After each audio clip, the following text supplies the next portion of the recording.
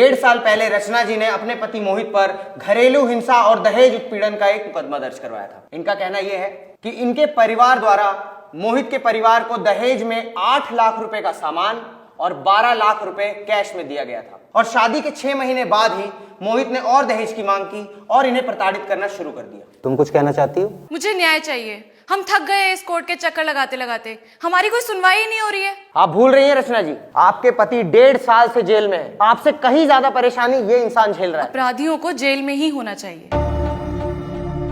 देखिए, जब तक आरोप सिद्ध नहीं हो जाता अदालत इन्हें अपराधी नहीं मान सकती। मेरी भी ऑनरेबल कोर्ट से यही अपील है मिलॉर्ड कि बिना अपराधी सिद्ध हुए मेरे मौकिल मोहित सिंह जी जो हैं वो 1.5 साल से सलाखों के पीछे बंद हैं। मैं कोर्ट से ये कहना चाहता हूं कि इनकी बेल ग्रांट की जाए।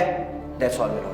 जब तक ये निर्दोष साबित नहीं हो जाते तब तक इनकी बेल ग्रांट नहीं हो सकती। मिलॉर्ड, इस आदमी को बिल्कुल भी बेल ग्रांट नहीं होनी चाहिए। इससे मुझे और मेरे पूरे परिवार को खतरा है।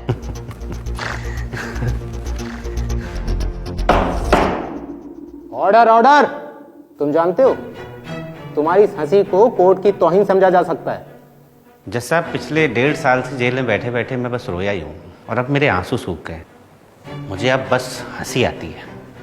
हमें भी बता दीजिए किस बात पर हंसी आती है आपको? आपकी कानून व्यवस्था पर, कानून की इस एक तरफा धारा पर, केस को लड़ने के इस तरीके पर, अपनी किस्मत पर। और ये औरत, मुझे इस पर हंसी आती जज साहब, जो कभी मेरी बीवी थी। जज साहब, जिस दिन इन्होंने और इनके घर वालों ने मुझ पर दहेज का और मारपीट का आरोप लगाया था ना,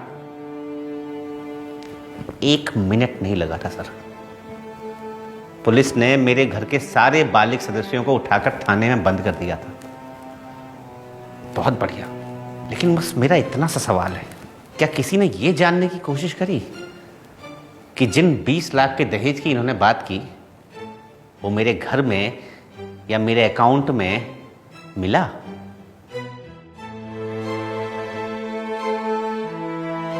नहीं की जज साहब। इसका मतलब साफ है कि हम वो सारा पैसा, सारा दहेज डकार गए थे। चलिए, डकार गए थे, लेकिन फिर भी इनके पिता के पास वो सारे सामान का बिल, वो 12 लाख के ट्रांजैक्शन की कोई रिसीट है? क्या अदालत ने या पुलिस ने ये जानने की कोशिश करी? नहीं जज साहब। और अगर ये बात सच है तो आज ही इनसे, इनके पिताजी से, इनके घर वालों से कहिए कि वो 8 लाख के दहेज के सामान का बिल और वो 12 लाख के ट्रांजैक्शन की रिसीट ला कर दें। लेकिन ये दे नहीं पाएंगे जज साहब, क्योंकि दिया होता तो होता ना। ये केस न जज साहब सिर्फ हवाई बातों पर लड़ा जा रहा है। मुझे इस बात पर हंसी आती है। जज साहब, मैं मानता हूं कि दहेज उत्पीड़न होता है और सारे आदमी सही नहीं होते, लेकिन कुछ औरतें भी गलत होती हैं जो आंसू निकालकर, मासूमियत दिखाकर और इस एक तरफा दहेज कानून की आड़ में किसी की जिंदगी को नरक से बदतर बना देती हैं।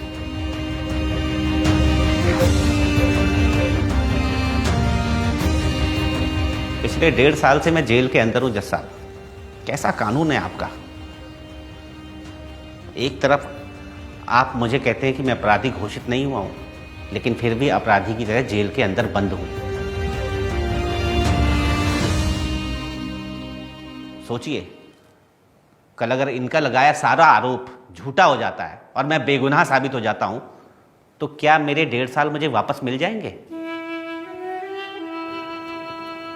नहीं मिलेंगे जज साहब।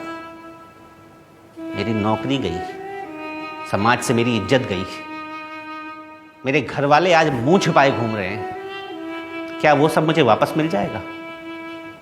नहीं मिलेगा जज साहब। चलिए, वो मिले ना मिले, लेकिन जो आरोप इन्होंने मुझ पर लगाया है 20 लाख के दहेज का, उसका बिल तो मिलना चाहिए ना जज साहब।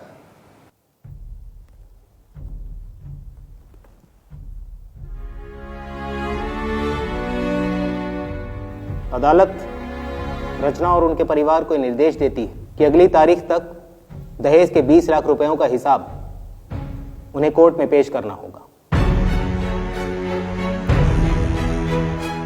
वरना कोर्ट के साथ खिलवाड़ करने और दहेज कानून का गलत इस्तेमाल करने पर उन्हें उतना ही समय जेल में बिताना होगा जितना उनके पति मोहित ने जेल में बिताया।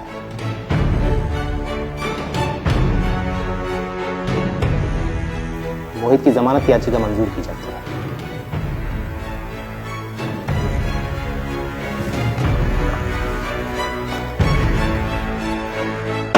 The court is adjourned till next day.